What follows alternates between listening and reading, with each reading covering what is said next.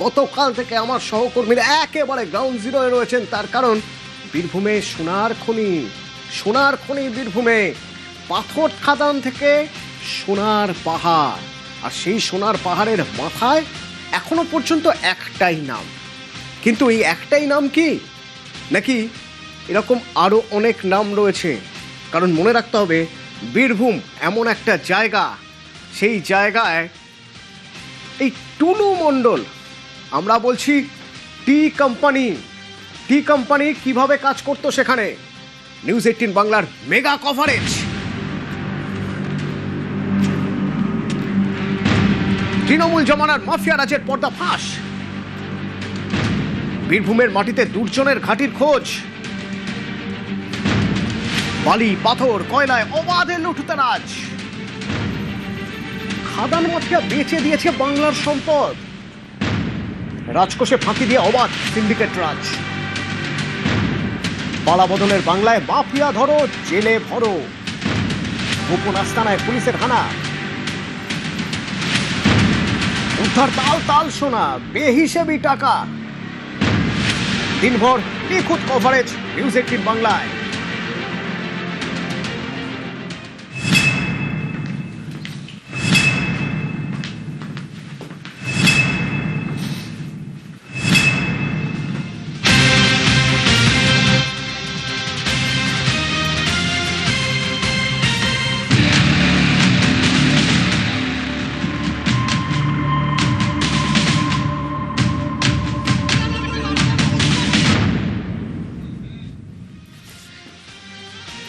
মিনারের বাড়িতে কাল রেড হতেই টুলুর পাথর খাদানে পৌঁছে গিয়েছিলাম আমরা।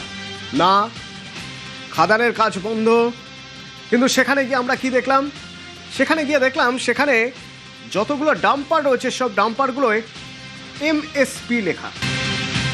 এমএসপি কি? এই এমএসপি গেট পাস, টুলুর গেট পাস। আমার সঙ্গে আবির আছে, সরাসরি আবিরের সঙ্গে কথা বলবো। আবির, আজ সকালে যখন তুমি গিয়েছিলে তখন তুমি বলছিলে যে এমএসপি ডাম্পারগুলো এমএসপি লেখা আছে। এই এমএসপি দেখলেই নাকি টোলে গাড়ি ছেড়ে দেওয়া হতো, ডাম্পার ছেড়ে দেওয়া হতো, মানে সেদিক থেকে দেখতে গেলে এমএসপি গেট পাস। তো এই এমএসপির ফুল ফর্ম কি?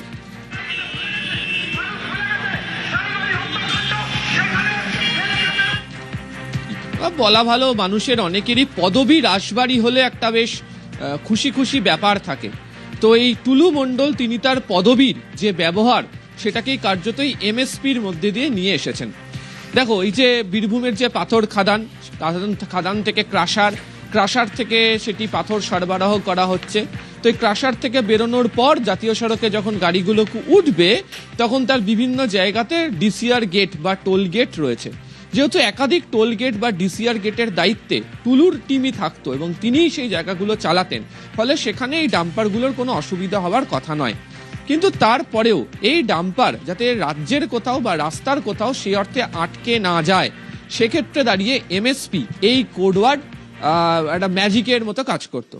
তুমি এবং আমি দুপুরবেলা যখন 12টার সময় কথা বলছিলাম, তখন আমি ক্রাশারে গিয়েছিলাম, টুলু মণ্ডলের শালবোদরা এবং সব থেকে বড় একটি ক্রাশার ওই চত্বরের, এবং অনেকেই বলছেন গোটা রাজ্যের মধ্যে ওই রকম বড় ক্রাশার কোথাও নেই।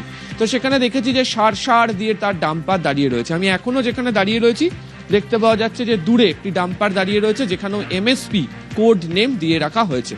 তুমি একটু আগে বলছিলে দুপুরবেলা যে আমরা দক্ষিণ ভারতীয় টান সিনেমা যখন দেখি তখন এই এমএসপি বা ওই ধরনের কোনো কোড ওয়ার্ডের কথা জানি। খোদ আমাদের রাজ্যে বীরভূমের মতো একটি জেলায় সেখানে যে কোড নেম কি ধরনের ব্যবহার হতে পারে সেটাই এমএসপির মধ্যে দিয়ে করে দেওয়া হয়েছে। আসলে টুলু মণ্ডল তিনি পাথরের ব্যবসা করতেন, ফলে তার এই পাথর ব্যবসা করার জন্য যে সমস্ত গাড়ি রাস্তাতে চলতো, তার যে সমস্ত জেসিবি দিয়ে পাথর খননের কাজ চলতো, বা যে সমস্ত গাড়ি দিয়ে এই বাকি শিল্পের তিনি কাজ চালিয়ে যেতেন, তার প্রত্যেক কটাতেই কোড নেম এমএসপি লিখে রেখে দেওয়া হয়েছে, অর্থাৎ মণ্ডল স্টোন। এক্ষেত্রে কেউ বলছেন যে টুলু মণ্ডলের যে প্রভাব প্রতিপত্তি সেগুলোকে বুঝিয়ে দেওয়ার জন্য, সেটা যে তারই জিনিস সেটাও সকলকে বুঝিয়ে দেওয়ার জন্যই তিনি এই কোড নেম ব্যবহার করেন। এবং গত কয়েক বছর ধরে আমরা দেখছি যে এই এমএসপি এই কোড নেম ব্যবহার করেই গোটা রাজ্যের বিভিন্ন জায়গাতে, আরও স্পেসিফিক্যালি যদি আমরা বলি বীরভূম, পাশের হুগলি, বর্ধমান, পূর্ব বর্ধমান, পশ্চিম বর্ধমান, মুর্শিদাবাদ, মালদা, এই গোটা চত্বর জুড়ে এই এমএসপি কোড নেমেই কাজ করা হয়েছে। এবং সেদিক থেকে দেখতে গেলে টুলু মণ্ডলের এই কোড নেম এমএসপি তার ব্যবসায়িক কাজের জন্য। আবির সঙ্গে থাকো, ঠিকই বলছিল আবির। আমরা যদি দেখি যে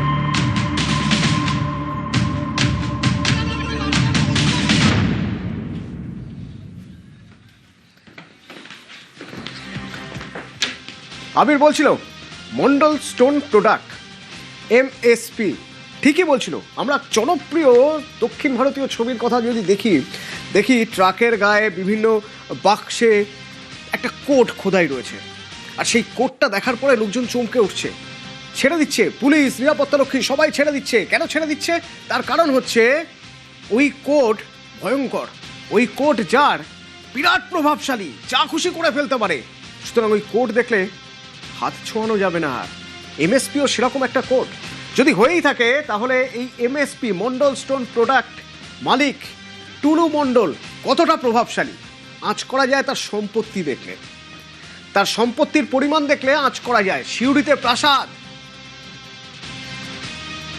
মোহাম্মদ বাজারে সৎসলে জন্মভিটে, সেখানে বাড়ি, প্রাসাদের মতো বাড়ি। স্থানীয়রা বলছেন একেবারে প্রাসাদ। কলকাতায় একাধিক ফ্ল্যাট আছে, দুবাইয়ে ফ্ল্যাট, রিসর্ট, প্রচুর সম্পত্তি।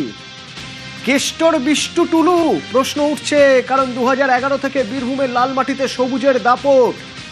আর বীরভূম মানেই বেতাজ বাদশাহ অনুব্রত মণ্ডল। অনুব্রত জেলায় টুলুর বালি পাথরের সাম্রাজ্য। টুলুর এত বড় সাম্রাজ্যের কি কিছুই জানতেন না কেষ্ট? আমরা শোনাবো, তার বক্তব্য শোনাবো পরবর্তীতে। টুলুর কীর্তি কি 2021 ভোট পরবর্তী হিংসায় যুক্ত, 2022 খুনের মামলা 1 মাস হাজতবাসও হয়েছিল। টুলুর সিউড়ি মোহাম্মদ বাজারের বাড়িতে ইডি অভিযান চালায় 2022। গরু পাচার মামলায় 2023 দিল্লিতে ইডির জিজ্ঞাসাবাদ। নিউ টাউনে গাড়ি থেকে 5 কোটি টাকা উদ্ধারের সময়ও এই ঠিক ভোটের আগে গত বছর টুলুর নাম উঠে এসেছিল। রাজ্য পুলিশের এসটিএফ, সিআইডি বারবার তলব করেছে টাকা উদ্ধারের ঘটনায়। এবং 2026 অবৈধভাবে বালি মজুদের অভিযোগ। এই টুলুর সাম্রাজ্য টি কোম্পানি কতটা প্রভাবশালী, কতটা প্রতিপত্তি ছিল। আবিরের সঙ্গে কথা বলবো। আবির, আমরা এর আগেও টুলুর নাম শুনেছি বিভিন্ন কেসে, 6-7টা নাম, তো 6-7টা কেসের কথা এমনিই বলে দেওয়া যায়, কিন্তু ঠিক কতটা প্রভাবশালী তা বোধহয় কলকাতায় এই স্টুডিওয়ে বসে আমার পক্ষে আঁচ করা সম্ভব নয়। কিন্তু যতবার বীরভূমে গিয়েছি টুলুর নাম আমি শুনেছি বিভিন্নভাবে। যখন টুলু সম্পর্কে খোঁজ নিতে, শুধুমাত্র টুলু কত গুরুত্বপূর্ণ একটা তা খোঁজ নিতে তুমি আজ সকাল থেকে বিভিন্ন মানুষের সঙ্গে কথা বললে, কি বলছেন তারা, কতটা প্রভাবশালী টুলু মণ্ডল? তার আগে তোমার একটু আগের কথার প্রসঙ্গতে আমি ফিরে যাই। 2008-9 সাল যে সময় থেকে টুলু মণ্ডল তিনি এই বীরভূমের বেতাজ বাদশাহ হিসাবে তিনি নিজেকে তুলে ধরার চেষ্টা করছেন, কাজ শুরু করছেন। একই রকমভাবে 2009 সাল থেকে এই বীরভূম জেলাতে রাজনৈতিক পরিবর্তনের একটা ইঙ্গিত খুব স্পষ্টত লক্ষ্য করতে পারা যাচ্ছিল। এবং তুমি যদি দেখো 2009 সালের পর থেকে তৃণমূল কংগ্রেসের উত্থান অন্তত 2024 লোকসভা নির্বাচন পর্যন্ত বজায় ছিল। লোকসভা হোক, বিধানসভা হোক, পঞ্চায়েত হোক, পুরস্তর হোক, আর এই গোটা নির্বাচনগুলির যে সাফল্য, সেই সাফল্য দাবি করতেন কে? দাবি করতেন হচ্ছে অনুব্রত মণ্ডল, যাকে বীরভূমের রাজনীতিতে বাঘ বলা হতো। এবং তিনি একমাত্র বোধহয় তৃণমূল কংগ্রেসের জেলা সভাপতি ছিলেন যিনি বিধায়ক, যিনি সাংসদ, তিনি কোনো কিছু না থেকেও, তিনি একজন রাজ্য সভাপতি থেকেও যে ধরনের পূর্ণ ক্ষমতার ব্যবহার তিনি করতেন বা তাকে ঘিরে একটা ক্ষমতার বলয় তৈরি হতো, সেই ক্ষমতার বলয়ের মধ্যে টুলু মণ্ডলের প্রবেশ হয়ে গিয়েছিল। অনেকেই বলছেন যে 2014-15 সালে সাইগল, অনুব্রত মণ্ডলের দেহরক্ষী, যিনি এর আগে গ্রেপ্তারও হয়েছিলেন কেন্দ্রীয় তদন্তকারী সংস্থার হাতে, তার মধ্যে দিয়ে কোথাও একটা যোগাযোগ সূত্র রচিত হয় এবং টুলুর মাথায় অনুব্রত মণ্ডলের হাত ছিল এবং তাতেই নাকি তার প্রভাব প্রতিপত্তি বেড়ে যায়। সকাল থেকে বিভিন্ন জায়গাতে ঘুরে যে আঁচ পাওয়া যাচ্ছিল, এক তো আমরা তার যে বাড়ি প্রাসাদোপম বাড়ি আমরা দেখিয়েছি। 2, যে 9টা ডিসিআর বা টোল গেট তা টুলুর হাতে ছিল তা আমরা দেখিয়েছি। তৃতীয়ত, একের পর এক ডাম্পার তার যে রয়েছে তা আমরা দেখিয়েছি।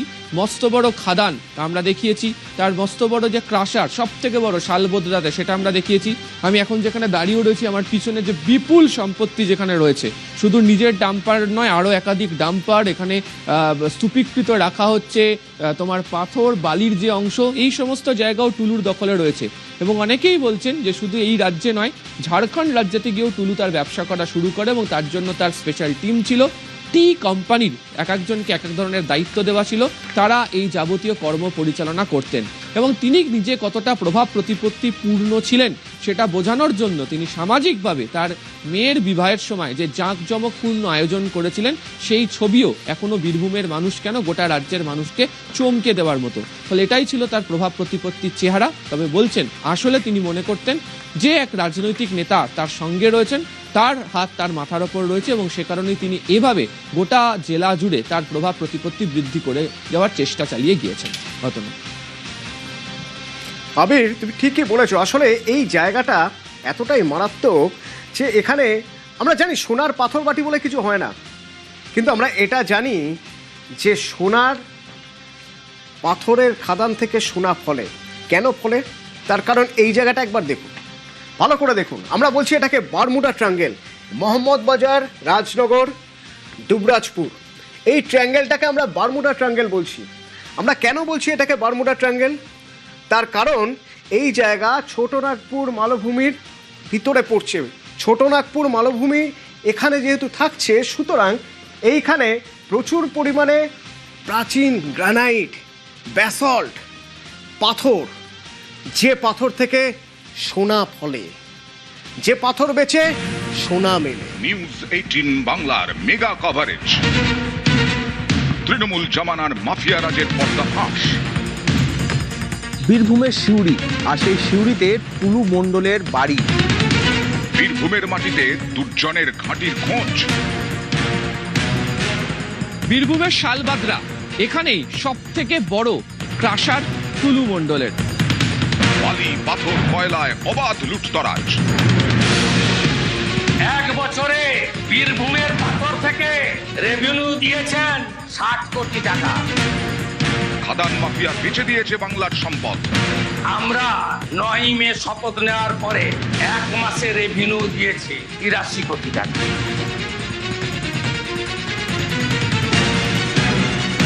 রাজকোষে ফাঁকি দিয়ে অবাধ সিন্ডিকেট রাজ। 83 গুণিত 1200 কোটি। পশ্চিমবঙ্গ সরকারের অ্যাকাউন্টে 100 কোটি, বাকি 1100 কোটি ক্যামাক্স কিট হয়ে দুবাই। যে রাজস্ব আদায় করার যে রাস্তাটা, সেই রাস্তায় তো নেতারা লুটে পুটে খাচ্ছে। পালা বদলের বাংলায় মাফিয়া ধরো, জেলে ভরো। গোপন আস্তানায় পুলিশের হানা। পুলিশ সূত্রে খবর, এই টুলু মণ্ডল একটা র্যাকেট চালাতো। উদ্ধার তাল তাল সোনা, বেহিসেবি টাকা। এই গাড়িগুলিতে করেই কিন্তু যে টাকা বোঝায় এবং সোনা বোঝায় যে ট্যাঙ্কগুলো কালকে নিয়ে আসা হয়েছে, এরকম 6টা ট্যাঙ্ক তোলা হবে আর কিছুক্ষণ পরে। দিনভর নিখুঁত কভারেজ নিউজ 18 বাংলায়।